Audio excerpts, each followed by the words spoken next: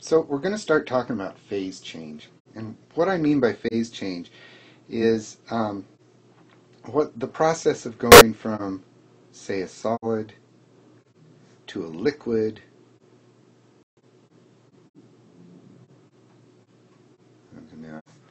to a gas. And in terms of chemistry, if we're going to look at a solid, it's convenient to sort of look at solids as being these ordered arrangements of atoms or ions or whatever, molecules, all packed very close together in a rigid kind of structure. If I'm going to look at a liquid is going to have a little more motion associated with it. So the atoms are going to be, or particles, are going to be able to randomly move around each other, and they're still sort of stuck together, but they're just able to kind of, move. This can kind of roll that way, these guys can kind of roll down, this could kind of roll up. Then you get to a gas, and a gas is where the particles are no longer in contact with each other, and they're just kind of speeding along their merry way, going wherever they want to go, kind of like this in random motion. So this is the start of what's called the kinetic molecular theory of matter. A solid's going to look like this, a liquid's going to, solid is this, going to take a set volume. Liquids kind of do the same, and then once we get to gases, it's just, total random motion of little particles bouncing around. Well, ever since you were beginning to understand, start observing processes, you realized that you could change a solid to a gas by increasing temperature. And in here, in chemistry, temperature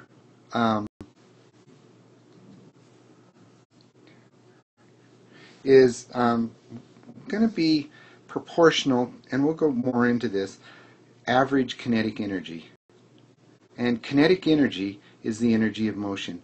So if somehow I can increase the motion of the particles, I'm going to be able to go from a solid to a liquid, and then from a liquid to a gas. Okay? And we've known that for a long time. First batch of macaroni and cheese or something that you ever made, you kind of were figuring out what was going on there. Well, the new part of this section is that we're going to introduce another factor, and that other factor is going to be pressure. And I can change phase by manipulating the pressure on a substance. Now, it goes opposite of temperature. If I decrease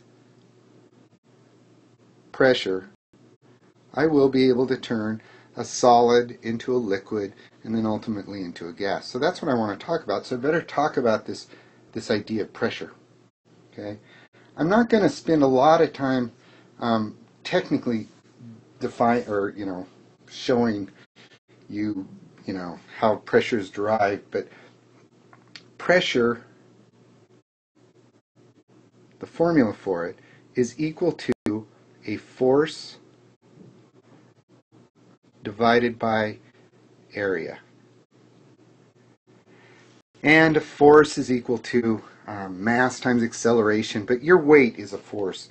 So let's say, here's an example of how this kind of manipulates. Let's say, here's this person lying on his back, kind of his chest and down here to his feet, little arms, and, he's smiling like this.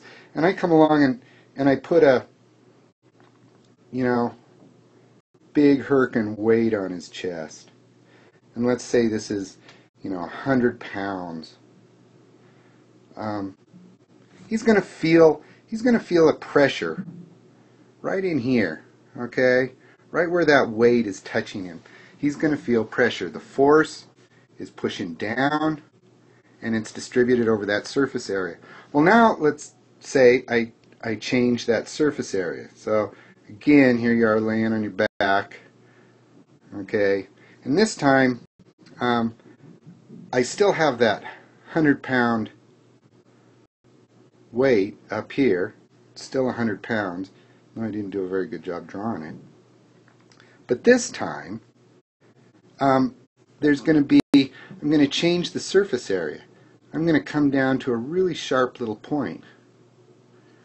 So the force is the same, but this is not going to be good for you. In fact, I think you'd probably be frowning at this point because that's going to skewer you.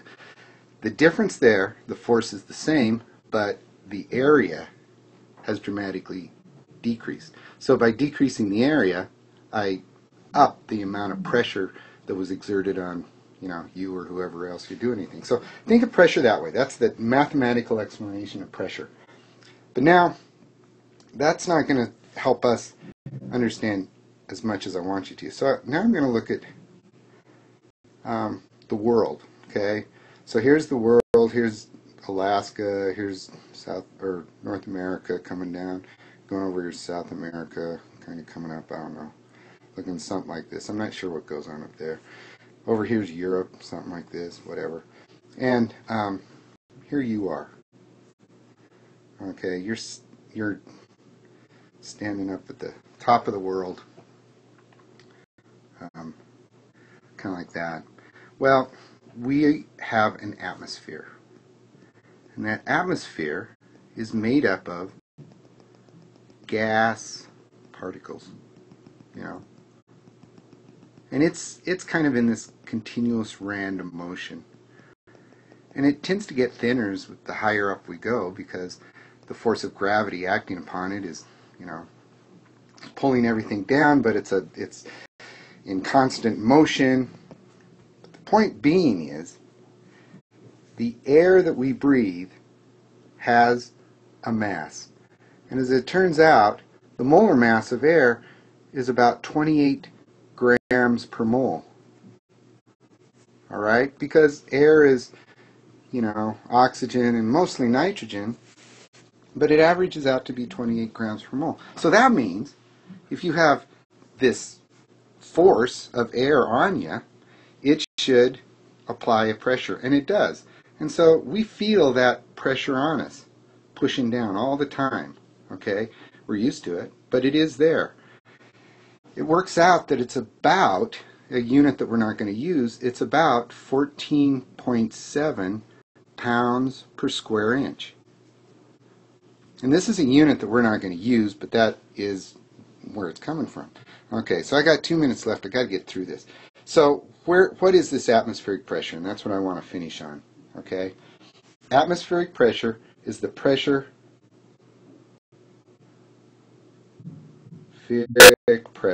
Okay, it's the pressure exerted by the atmosphere, the mass of the atmosphere on whatever surface area we're talking about. And there happen to be 3 ways we're going to measure it. The first one is what is called an atmosphere. And these are how they all convert or compare to each other. So there's 1 atmosphere. That's going to be equal to 101.3 what are called kilopascals, kPa, and that is going to equal 760 millimeters of mercury. Now, why pressure is rated in terms of millimeters of mercury is something that I'll save for the next one, but this should get you going on what sort of this idea of what pressure is all about, atmospheric pressure. All right?